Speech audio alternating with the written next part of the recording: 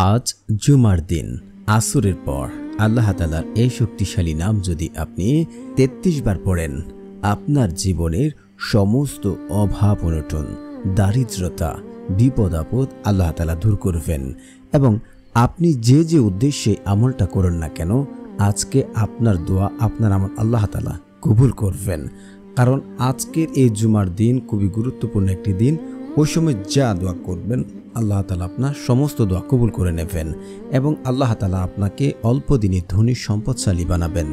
এবং আপনি যদি নিয়ম মেনে শর্ত ঠিক রেখে আমল করেন, ইনশাআল্লাহ আপনার দোয়া দ্রুত ফলাফল পাবেন। আমল দ্বারা বহুবার পরীক্ষিত, এটি হাদিস দ্বারা প্রমাণিত আজকের এই আমলটি। তাই বলছি, আপনাকে না টেনে সম্পূর্ণ ভিডিও দেখতে হবে, কোনো পয়েন্ট মিস হলে কাজে আসবে না। যদি আপনারা টেনে ভিডিও দেখেন, কোথাও শর্ত বা কোনো পয়েন্ট মিস হলে কিন্তু দোয়া কবুল নাও হতে পারে। তাই না টেনে সম্পূর্ণ ভিডিও দেখার অনুরোধ রইল। আর যারা এখনও চ্যানেলটি সাবস্ক্রাইব করেননি, দয়া করে চ্যানেলটি সাবস্ক্রাইব করে পাশে থাকবেন। জুমার দিন সপ্তাহের শ্রেষ্ঠ একটি দিন। এদিন আল্লাহ তাআলার কাছে যদি কোনো ব্যক্তি তার মনের আশা আকাঙ্ক্ষা নিয়ে সে যদি একিনের সাথে, বিশ্বাসের সাথে সে যদি বিশ্বাস করে আমল করতে পারে, সে যে কোনো সমস্যায় থাকুক, তার টাকার সমস্যা রয়েছে, টাকার জন্য অনেক জায়গায় ঘোরাঘুরি দৌড়াদৌড়ি করছে, কোনোভাবে টাকা ম্যানেজ হচ্ছে না বা অভাবে আছে, সংসারের টাকা খুবই প্রয়োজন। যদি আজ জুমার দিন আসরের পর আল্লাহ তাআলার এই শক্তিশালী নাম এই কঠিন সময় যদি আপনি চাইতে পারেন, আপনার জীবনের চাওয়া পাওয়া আল্লাহ তাআলা পূর্ণ করবে। দেখা যাচ্ছে আপনি দারিদ্রতার মধ্যে রয়েছেন, সংসারের অভাব, আপনি লক্ষ টাকা ইনকাম করছেন, কিন্তু কোনোভাবে দারিদ্রতা দূর হচ্ছে না। আজকে জুমার দিন আসরের পর আল্লাহ তাআলার এই শক্তিশালী নাম পড়ে দোয়া করুন, ইনশাআল্লাহ আপনার চাওয়া পাওয়া পূর্ণ হবে। দেখা যায় অনেকে বেকার রয়েছে, কোনো কাজ বা কোনো চাকরি, বিদেশে যাবে, এমনকি সে বিদেশেও যেতে পারছে না, কোনো না কোনো সমস্যা বা কোনো না কোনো প্রবলেমের জন্য সে আটকে যাচ্ছে। যদি আজকে জুমার দিন আসরের পর এটি হাদিস দ্বারা প্রমাণিত, ওই দিন আল্লাহ তাআলার কাছে যে যা চাইবে আল্লাহ তাআলা তাকে তাই দান করবে। আপনি যদি চাইতে পারেন, আপনার চাওয়া পাওয়া আল্লাহ তাআলা সব কিছু পূর্ণ করবেন। তো আল্লাহ তাআলাও কিন্তু পবিত্র কুরআনে বলেছেন, তোমরা আমাকে ডাকো, আমি তোমাদের ডাকে সাড়া দেব।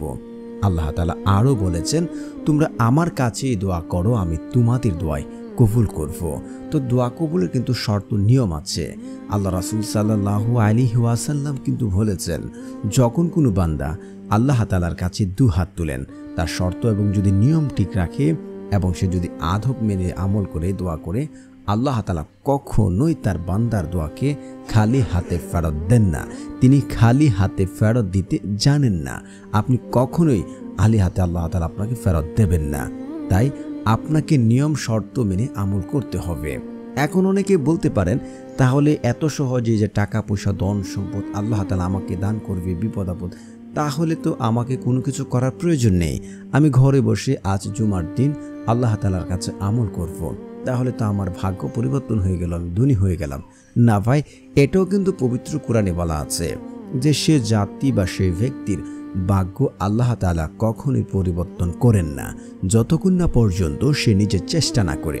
আপনাকে চেষ্টা করতে হবে, আপনাকে চেষ্টা করে যেতে হবে। ফলাফল দেওয়ার মালিক কেবল আল্লাহ সুবহানাহু তাআলা।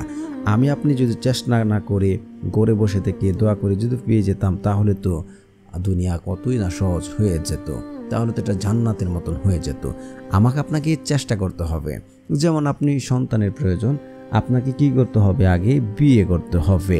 আপনি বিয়ে করার পরে কিন্তু আপনি সন্তানের আশা বা সন্তানের দাবি আপনি করতে পারবেন, এছাড়া কিন্তু আপনি কখনোই পারবেন না। তাই আপনি যদি চান যে আপনার অবস্থান, আপনার ভাগ্য, আপনার সব কিছু পরিবর্তন হোক, তাহলে আপনাকে কিন্তু কোনো একটা মাধ্যমে চেষ্টা করতে হবে। আপনি হয়তো ব্যবসা করতে হবে, তাহলে আল্লাহ তাআলার কাছে দোয়া করলে আপনার ব্যবসাতে আল্লাহ তাআলা বারাকা দান করবে। আপনি চাকরি করছেন, চাকরিতে আপনি প্রমোশন চাচ্ছেন, আপনাকে চাকরি অবস্থায় চেষ্টা করতে হবে। আপনি বেকার রয়েছেন, বেকার বসে থাকলে শুধু হবে না, আপনাকে কাজ খুঁজতে হবে, আপনাকে ওইখানে সেখানে যেতে হবে। তাহলে আল্লাহ তাআলা আপনাকে এমন জায়গা থেকে, এমন সকল উৎস থেকে রিজিকের বা কাজের সন্ধান আল্লাহ তাআলা দেবেন যা আপনি কোনোদিন চিন্তা করেননি, আপনি কোনোদিন কল্পনা করেননি। কারণ আপনারা অবাক হয়ে যাবেন যে আল্লাহ তাআলা আপনাকে এমন সকল জায়গা থেকে দিচ্ছে। কারণ কি?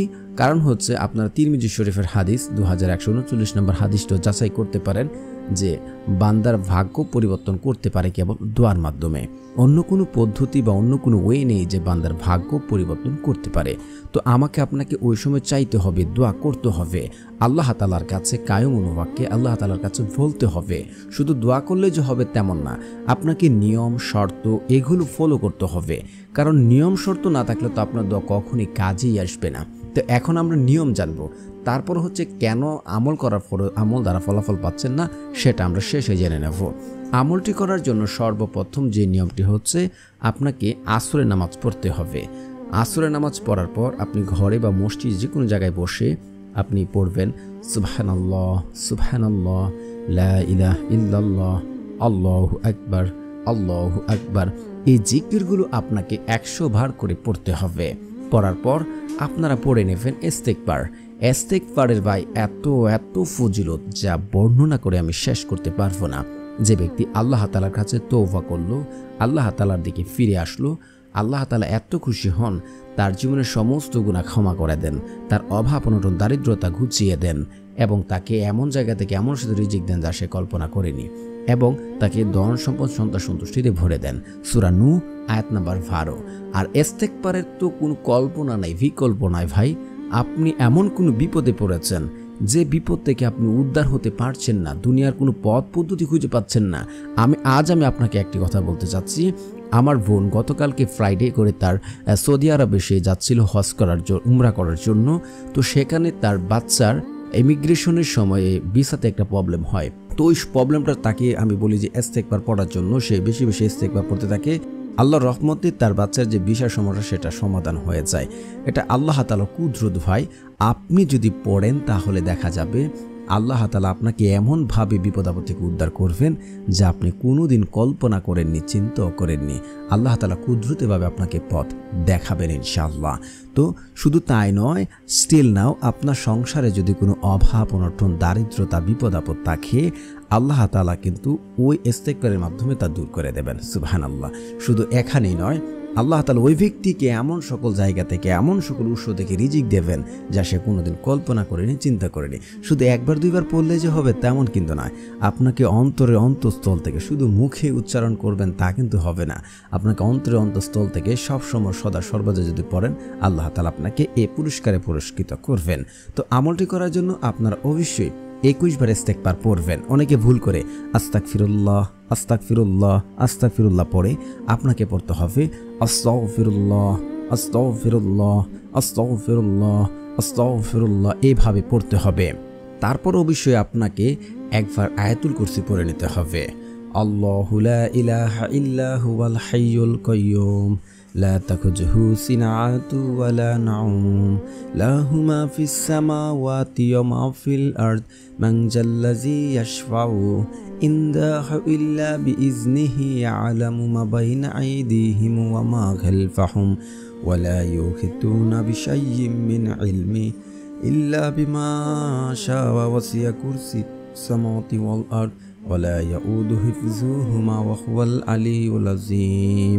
যে ব্যক্তি 5 ওয়াক্ত নামাজের পর ইস্তেগফার পড়ে, আল্লাহ তাআলা ওই ব্যক্তি মৃত্যুবরণ করার সাথে সাথে সে জান্নাতে প্রবেশ করবে। শুধু তার জান্নাত হচ্ছে না, মৃত্যুবরণ হচ্ছে না বিদায় যদি 5 ওয়াক্ত নামাজের পরে আয়াতুল কুরসি কেউ পড়ে। তো তারপরে হচ্ছে আপনারা পড়ে নেবেন রাসূল সাল্লাল্লাহু আলাইহি ওয়াসাল্লামের উপরে দুরূদ শরীফ। কারণ দুরূদেরও বহু ফজিলত আছে। আপনি যদি সকাল সন্ধ্যায় হর হামেশায় দুরূদ পড়েন, কিয়ামতের ময়দানে আল্লাহ রাসূল সাল্লাল্লাহু আলাইহি ওয়াসাল্লামের নিকটবর্তী থাকবেন। তো আপনি যদি দুরূদ না পড়েন আমলের ক্ষেত্রে, তাহলে আপনাদের কবুল হবে না, সেটা আসমানে গিয়ে ঝুলন্ত অবস্থায় থাকবে। তো আপনারা অবশ্যই যারা দুরূদ ইব্রাহিম পারেন না, আমার সাথে সাথে এই ছোট্ট দুরূদ প্রথমে 3 বার পড়বেন। সাল্লাল্লাহু আলাইহি ওয়াসাল্লাম সাল্লাল্লাহু আলাইহি ওয়াসাল্লাম সাল্লাল্লাহু আলাইহি ওয়াসাল্লাম। তারপর দোয়া শেষে আবার 3 বার পড়বেন সাল্লাল্লাহু আলাইহি ওয়াসাল্লাম সাল্লাল্লাহু আলাইহি ওয়াসাল্লাম সাল্লাল্লাহু আলাইহি ওয়াসাল্লাম। তারপরে হচ্ছে আপনারা পড়ে নেবেন যদি আপনার দারিদ্রতা থাকে, মানে হচ্ছে আপনার ঋণগ্রস্ত আছেন, ঋণ পরিশোধ করতে পারছেন না, পাহাড় সম পরিমাণ ঋণও যদি থাকে আপনার, সে ঋণ পরিশোধ হয়ে যাবে এই দোয়ার মাধ্যমে। আপনি যদি এই দোয়াটি বেশি বেশি করে পড়তে পারেন, তাহলে আপনার যত কোটি টাকা ঋণ থাকুক, আল্লাহ তাআলা কুদরতিভাবে সেই ঋণ পরিশোধ করার ব্যবস্থা করবেন। তো দোয়াটি হচ্ছে আল্লাহুম্মা কফিনি বিহালালিকা ওয়ান হারামিকা ওয়া আগনিনি বিফাদলিকা আম্মান সিওয়াক। আমি আবার পড়ছি, আল্লাহুম্মা কফিনি বিহালালিকা ওয়ান হারামিকা ওয়া আগনিনি বিফাদলিকা আম্মান সিওয়াক। তারপরে হচ্ছে আপনার একবার সূরা ফাতিহা পড়বেন, তারপর 3 বার সূরা ইখলাস পড়ে নেবেন, তারপর আল্লাহ তাআলার এই শক্তিশালী নামটি পড়ে নেবেন। তো প্রিয় বন্ধুরা, যারা এই চ্যানেলটি সাবস্ক্রাইব করবেন তাদেরও মনের আশা পূর্ণ হবে, কারণ যাদের মন ভালো তারা অন্যদের সহযোগিতা করায় আল্লাহ তাআলা তাদের মনের আশা পূর্ণ করেন। আল্লাহ তাআলার সেই শক্তিশালী নামটি হচ্ছে ইয়া শাহিদু, ইয়া শাহিদু, ইয়া শাহিদু। এভাবে পড়বেন। তারপর এখিনের সাথে কায়েমুন বাক্যে কান্নাকাটি করে দু চোখের ফণি ফেলে অন্তরের অন্তঃস্থল থেকে যদি আপনি আল্লাহ তাআলার কাছে দোয়া করতে পারেন, আল্লাহর কসম করে বলছি আপনার দোয়া কবুল হবে। আপনি আমলটি করবেন আসরের পর মাগরিবের যে সময়টুকু আগে, ওই সময়টুকুতে আপনাকে আমলটি করতে হবে। আপনি যদি আপনার দু চোখের পানি ফেলে আল্লাহ তাআলার কাছে চাইতে পারেন, আল্লাহর কসম করে বলছি, আল্লাহর কসম করে বলছি আপনার দোয়া কবুল হবে, যদি নিয়ম এবং শর্ত ঠিক থাকে। নিয়ম তো আমি আপনাকে বলে দিলাম, এখন কথা হচ্ছে শর্ত।